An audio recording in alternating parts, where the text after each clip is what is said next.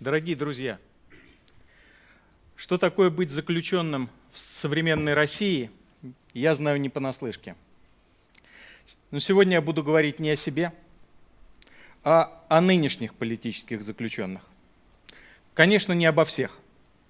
Рассказать обо всех в рамках этого выступления невозможно.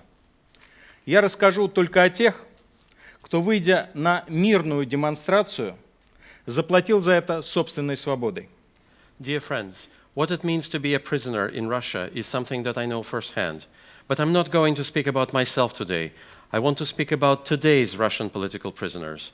Not all of them, of course. It would be quite impossible to tell about all of them in this talk.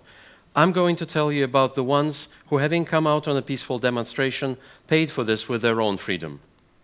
В августе 1968 года, когда советские войска вошли в Прагу, на 250 миллионов советских граждан нашлось 7 неравнодушных, вышедших 25 августа на Красную площадь выразить протест против оккупации страны.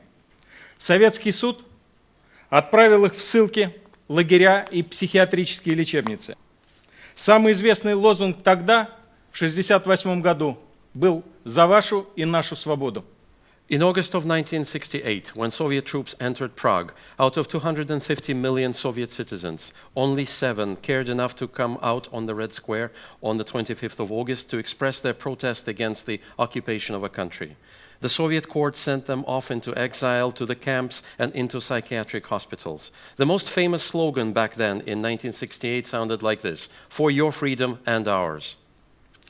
6 мая 2012 года в Москве за вашу и нашу свободу протестовать вышло уже не 7, как в 1968 году, а более 50 тысяч. Это была законная гражданская акция. Зимой и весной 2011-2012 годов в России проходили парламентские и президентские выборы. Именно из-за массовых фальсификаций на выборах люди начали выходить на улицы. On May the 6th of 2012, it was no longer 7 people who came out to protest for your freedom and ours in Moscow, the way it had been in 1968, but this time over 50,000.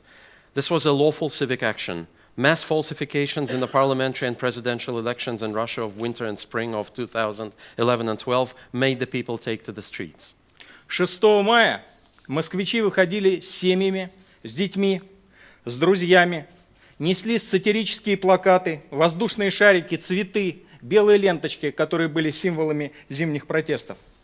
Люди были настроены абсолютно мирно, чего нельзя сказать о полиции. На следующий день, 7 мая, должна была состояться 3-я инаугурация президента Путина. И полиция, по-видимому, получила приказ действовать жестко. On the 6th of May, entire families of Muscovites came out together, with children, with friends. They carried satirical posters, balloons, flowers, and white ribbons, the symbol of the winter protests. The people were in a peaceful mood, something that cannot be said about the police. The third inauguration of President Putin was going to take place the following day, May 7th, and the police had apparently received an order to act roughly. Маршрут шествия организаторы заранее согласовали с властями Москвы. Но при приближении многотысячной толпы к скверу на Болотной площади выяснилось, что полиция нарушила ранее согласованную схему. The organizers had gotten prior approval from the Moscow authorities for the route of the march, but as the crowd of many thousands started getting closer to a little park on Bolotnaya Square, it became clear that the police had violated the agreed arrangement. Дорогу демонстрантам перегораживали плотные ряды спецподразделений полиции. К месту проведения митинга можно было попасть только через узкое горлышко. Все это привело к тому, что началась давка. Solid ranks of special units of the police were blocking the way of the demonstrators. The only way to get to the place where the rally was to be held was through a narrow bottleneck. All of this created a situation where the crowd began to get crushed. Часть демонстрантов села на асфальт, требуя открыть согласованный маршрут. Шедшие сзади давили на тех, кто находился впереди. В конце концов, в одной точке толпа прорвала оцепление, и между демонстрациями и полицией начались ожесточенные столкновения. Безоружных граждан полиция избивала дубинками и ногами. Some of the demonstrators sat down on the asphalt, demanding that the approved route be cleared, while those coming up from behind were pressing against those in front. In the end, the crowd burst through the cordon at one point, and violent clashes between the demonstrators and the police ensued. The police began beating the unarmed citizens with truncheons and kicking them. Около 450 демонстрантов было задержано прямо на митинге. А примерно через месяц, в июне 2012 года, начались аресты людей, участвовавших, по мнению следствия, в столкновениях с полицией. Стало очевидно, что власть готовит показательный политический процесс, получивший название «болотное дело». Around 450 demonstrators were detained right there at the rally. And the following month of June of 2012 marked the beginning of the arrests of the people who, in the opinion of the investigation, had participated in the clashes with the police. It became obvious that the authorities were preparing a political show trial, which was given the name of Bolotnaya case by the press. По неофициальным данным, около 50 участников демонстрации были вынуждены бежать из страны, а некоторые из них просить политического убежища за рубежом. Среди них покончивший жизнь самоубийством в депортационном центре Роттердама Александр Долматов, молодой авиаконструктор закрытого оборонного предприятия, получивший отказ в предоставлении политубежища в Нидерландах. According to unofficial data, approximately 50 participants in the demonstration were forced to flee the country, and some of them even to ask for political asylum abroad. Among them was Alexander Dolmatov, a young aircraft designer from a closed defense enterprise who committed suicide in Rotterdam's deportation center after his request to be granted political asylum in the Netherlands has been denied. Аресты продолжались в течение более чем 2 лет после этого митинга. Последнего на сегодняшний день фигуранта арестовали совсем недавно, летом этого года. Далеко не все арестанты были политическими активистами. Большая часть – просто неравнодушные граждане, вышедшие протестовать против наглого жульничества на выборах. The arrests continued over the course of more than 2 years after the rally. The most recent arrest came quite recently, just this past summer. Far from all of the arrestees were political activists. The greater part were simply concerned, not indifferent citizens who had come out to protest against the authorities' barefaced cheating in the elections. Обвиняемые держались на суде мужественно и с достоинством. Кем же они были в мирной жизни? Денис Луцкевич, 20-летний студент университета гуманитарных наук, бывший морской пехотинец, участник Парада Победы на Красной площади. 6 мая впервые принял участие в демонстрации, куда пришел вместе со своей девушкой. Кадры избитого полицией Дениса обошли весь российский интернет. The alleged offenders behaved with courage and dignity during the trial. But who were those people in their ordinary lives? Denis Lutskevich, a 20-year-old student of a University of Humanitarian Sciences, a former Marine, a participant in the Victory Parade on the Red Square. On the 6th of May, he came out to a demonstration for the first time. He was together with his girlfriend. The footage of Denis beaten up by the police was shown all over the Russian internet. Артем Савелов, бывший работник московского метрополитена. Его, в частности, обвинили в выкрикивании антиправительственных лозунгов. И это при том, что у него сильнейшее заикание. Он с трудом смог произнести самое короткое последнее слово в суде. Artyom Savyolov is a former worker of the Moscow metro. He was charged, among other things, with shouting anti-government slogans, and this despite the fact that he suffers from a severe stutter and had even difficulty making his final statement at the trial.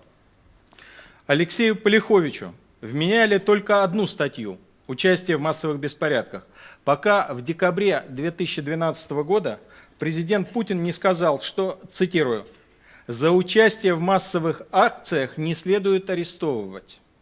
Следствие по-своему услышало слова президента. Вместо того, чтобы отпустить, Полиховичу тут же добавили еще одну статью. Alexei Polyhovich had been indicted on only one charge, participation in mass disorders, until President Putin said in December of 2012 that, and I quote, "People ought not to be arrested for participating in mass actions," end of quote. The investigation heard the president's words in its own special way. Instead of releasing Polyhovich, they immediately added on another charge and kept him behind bars. 59-летнюю москвичку Елену Кохтореву, фигурантку уже так называемого второго процесса, приговорили условно к 3 годам и 3 месяцам. Она, пенсионерка, полностью признала свою вину в том, что защищала молодого человека от избиения сотрудником ОМОНа. A 59-year-old Muscovite, Yelena Kochtaryova, a defendant in what was already the so-called second trial, was given a suspended sentence of 3 years and 3 months. She, a pensioner, fully admitted her guilt. She had been protecting a young person from being beaten among servicemen.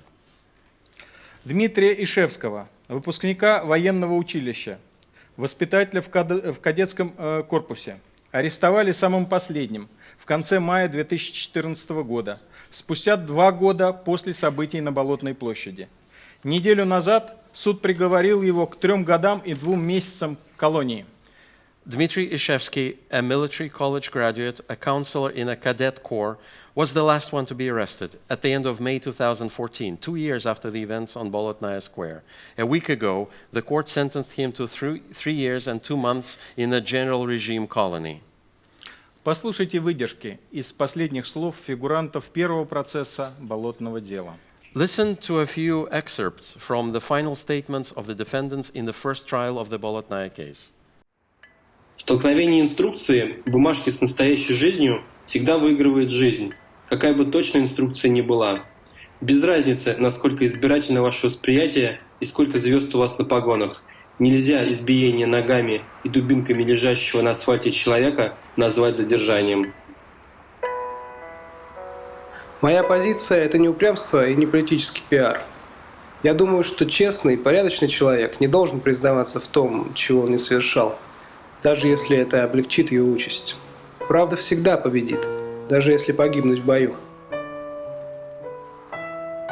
Я находился на митинге с научным интересом, собирал информацию для дипломной работы, учился 4-й год на политологии.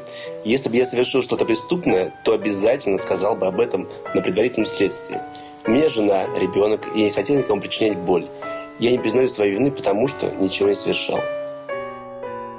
К сожалению, основная масса граждан не видит причинно-следственной связи между действиями власти и образом собственной жизни. Не понимает, что кроме них самих никто не сделает их свободными.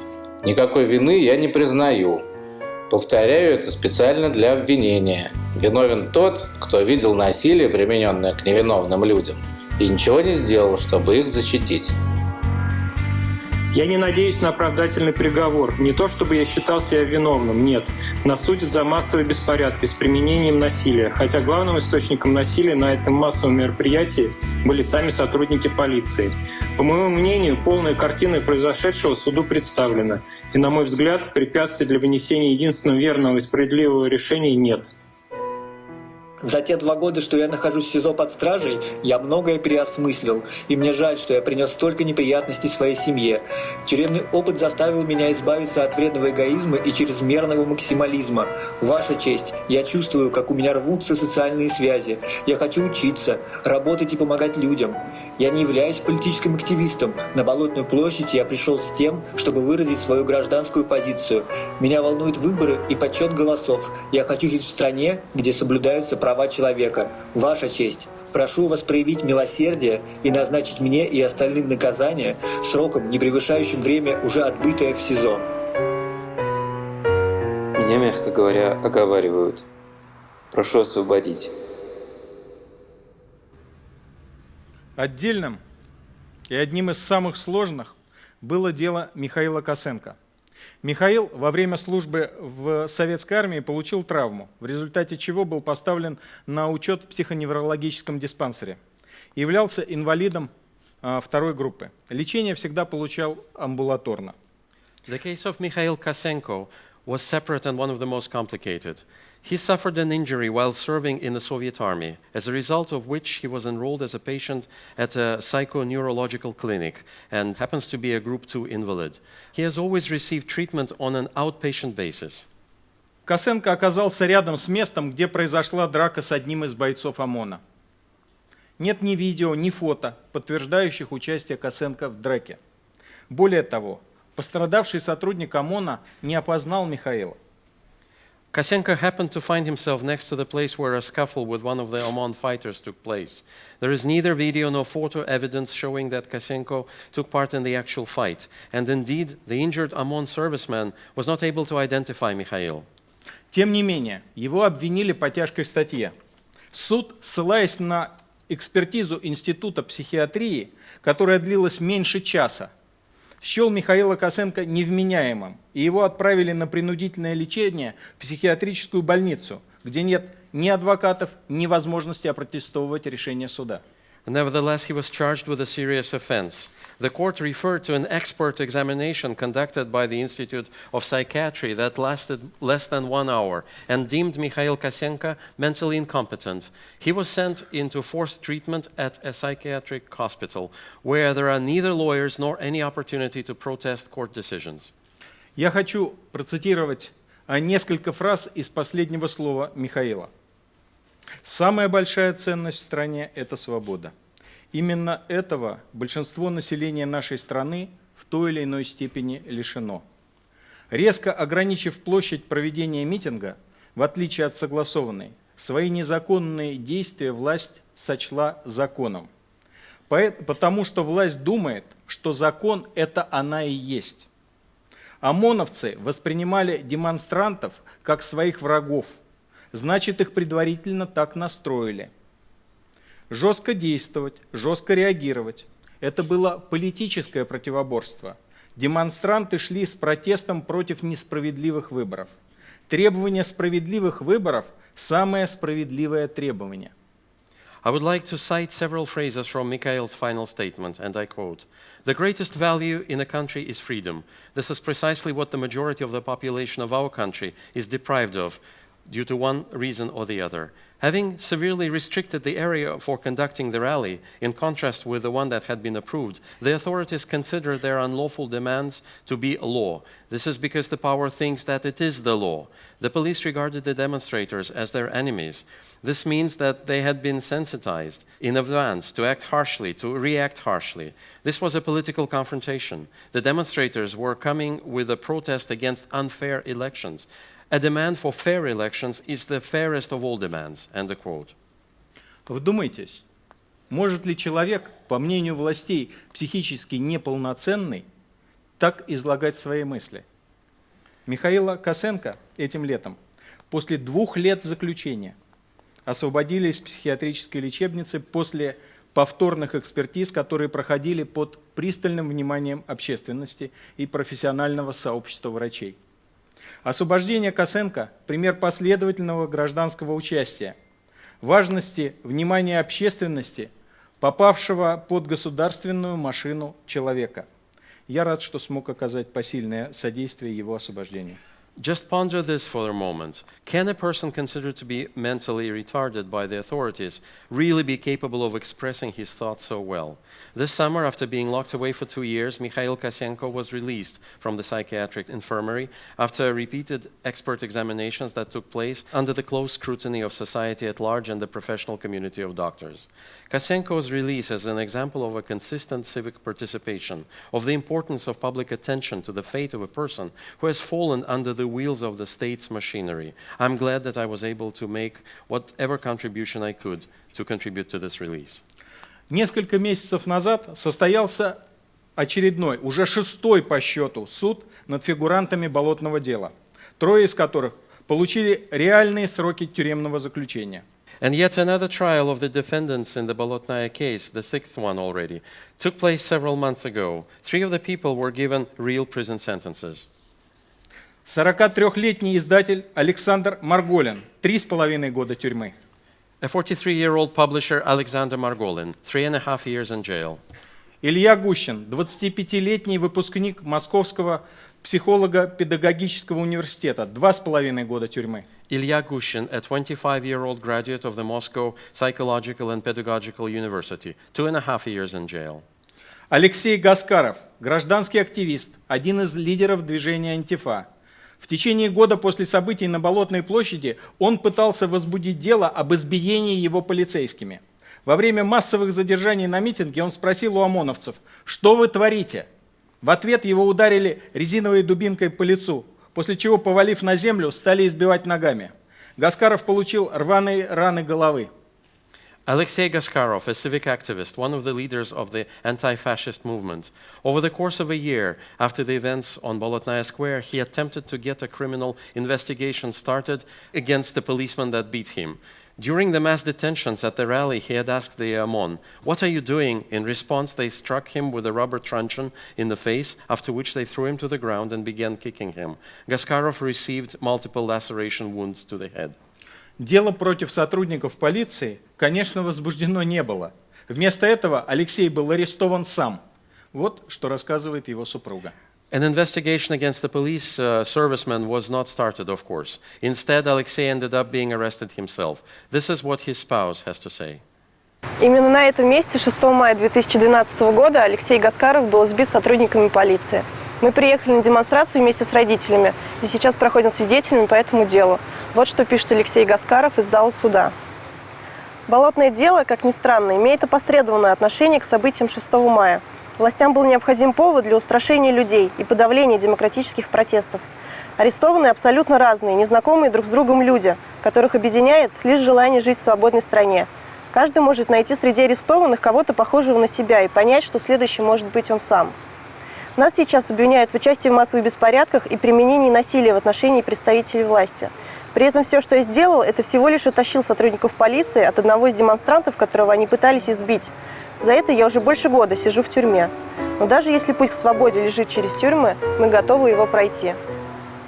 На следующий день, после разгона мирной демонстрации на Болотной площади, когда еще сотни людей оставались задержанными в отделениях полиции, наступил день третьей инаугурации Владимира Путина. The next day after the crackdown on the peaceful demonstration on Bolotnaya Square, when hundreds of people still remained in custody in police stations, came about the day of Vladimir Putin's third inauguration. Утро, выходной, пустая Москва, закрытые для проезда людей и машин дороги, зачищенный город представляли из себя фантастическое зрелище, как сцена из тоталитарной антиутопии. Morning, a weekday, Moscow is empty. The streets are closed off to the city's motorists and pedestrians. The city devoid of people and cars. It presented a fantastical sight, like a scene from some kind of a totalitarian anti-utopia. Что мы можем сделать для политических узников в России? Что мы можем сделать? Это рассказать людям о том, какие ценности отстаивали эти люди, вышедшие 6 мая на Болотную площадь. Ради чего все это было? Мне кажется, что ключевые слова тут – свобода, любовь к родине, ответственность за будущее нашей страны. What can we do for the political prisoners in Russia? What we can do is tell the world about what kind of values the people who came out on Bolotnaya Square on May 6th stood for. For the sake of what was all this being done? It seems to me that the key words here are freedom and love for motherland, a sense of responsibility for our country's future. Эти желания сегодня, как и в далеком уже 1968 году, идут вразрез с планами режима. За свое стремление к свободе люди платят собственной свободой. Давайте не будем забывать о них. Вот их имена. And today, just like in the distant year of 1968, these desires run completely counter to the plans of the regime. For their desire for freedom, people are having to pay with their own freedom. Let us not forget about them. Here are their names.